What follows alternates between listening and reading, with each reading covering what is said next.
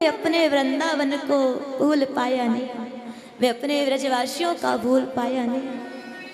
मैया दौड़ी वसुदेव जी के पास, वसुदेव जी गए उद्धव जी के पास। उद्धव जी आप जाएं, उससे पूछ के आए इन महलों में, सोने के महलों में उसको कोई कष्ट है क्या, कोई परेशानी है क्या? वो जब से आया रोता रहता है, रोता है, क्यों रोता रहता है?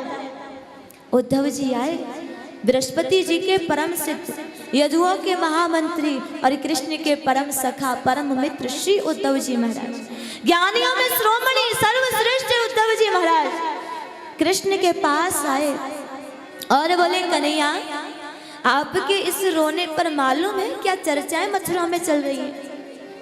क्यों रोते हैं आप? क्या आपको इस मधुपुरी में कोई कष्ट है, कोई परेशानी है? कृष्ण बोले नहीं उद्धव जी, आपके सोने के महलों में कोई कष्ट हो सकता है क्या, कोई परेशानी हो सकती है क्या उद्धव जी? परंतु मैं अपने ब्रजवासियों का प्रेम नहीं भुला पाया, उनकी याद नहीं भुला पाया, हर पल उनकी याद सताती रहती। आप एक काम करेंगे मेरा? बोले कहिए ना। वृंदावन जाओ और उनको समझा के आओ कि कृष्ण तुम्हें भूल चुका है, तुम भी उसे भूल जाओ। यदि वो मुझे याद नहीं करेंगे तो मुझे भी उनकी याद नहीं आएगी। उद्धव जी बोले हाँ, अभी जाता हूँ और अभी समझा के आ जाता हूँ, कौन सी बड़ी बात है। कृष्ण मन ही मन मुस्कुरा रहे, जाके तो देखो अभी आओगे या 6 महीना बाद आओगे, एक बार जाइए तो। उद्धव जी महाराज पीली पीताम्बरी कृष्ण का रथ लिए वृंदावन की ओर आ रहे।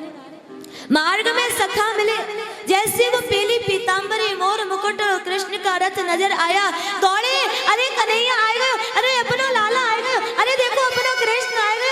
आकर के देखा रथ में कृष्ण की जगह कोई और बैठा है, खड़े रह गए। जय श्री कृष्ण भैया, आपका परिचय? उद्धव जी बोले कृष्ण का मित्र मैं पत्र लेके आया हूँ, कृष्ण ने भेजा है मुझे।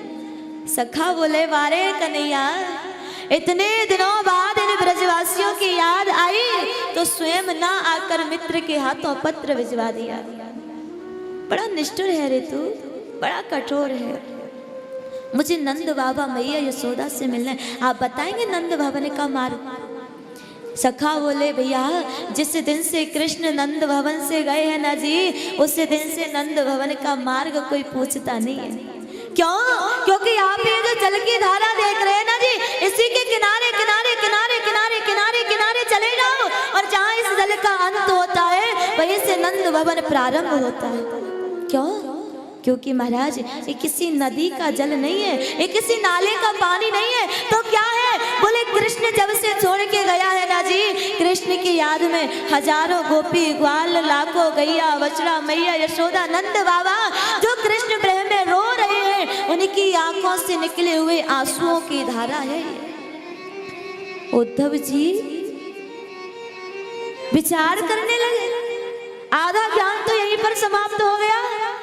ऐसा प्रेम ब्रजवासियों का कि जब से कृष्ण छोड़ के गया रोना बंद ही नहीं किया, रोए जा रहे हैं, रोए जा रहे हैं। आए महल में, मैया यशोदा को प्रणाम किया, नजरों से दिखाई देता नहीं, कानों से सुनाई देता नहीं, हाथ जर्जर हो रही। हर एक बालक में लाला लाला करती हुई ढूंढती हुई डोलती है मैया, हर एक आंगन में। उद्धव जी ने समझाया, पत्र दिया।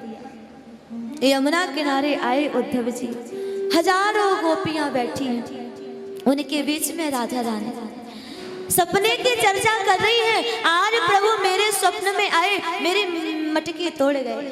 दूसरी बोली मेरे भी स्वप्न में आए, मेरा माखन चुरा के भाग गए। मेरे भी सपने में आए, मेरे में भी आए।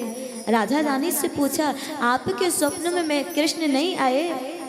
राधा रानी बोली देवियों, आप भाग्यशाली हैं कि आपके कृष्ण सपने में तो दर्शन दे जाते हैं। क्यों?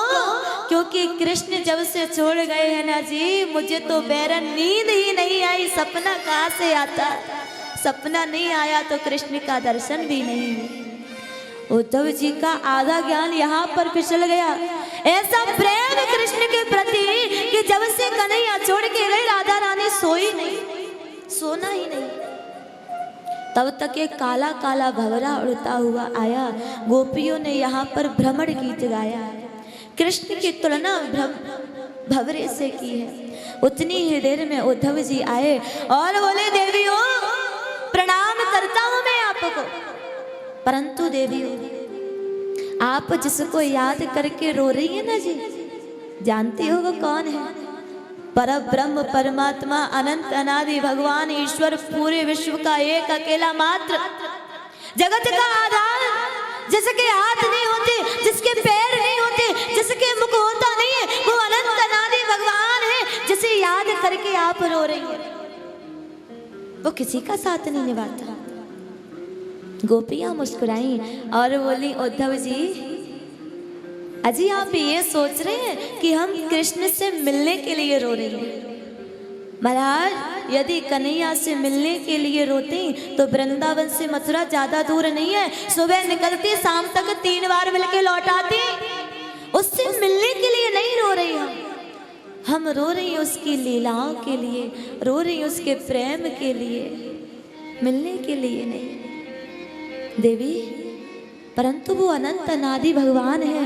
गोपियां बोली महाराज आप कहते हैं उसके हाथ नहीं होते, पैर नहीं होते, मुख नहीं होता। हाथ नहीं होते तो माखन की मटकी से माखन निकाला कैसे? पैर नहीं होते रास विहार किया कैसे? मुख नहीं होता तो हमारे माखन का भोग लगाया कैसे? कैसे लगाया? भगवान नहीं है वो हमारा लाला है, वो हमारा ठाकुर, वो हमारा स्वामी, प्राणों का नाथ वो।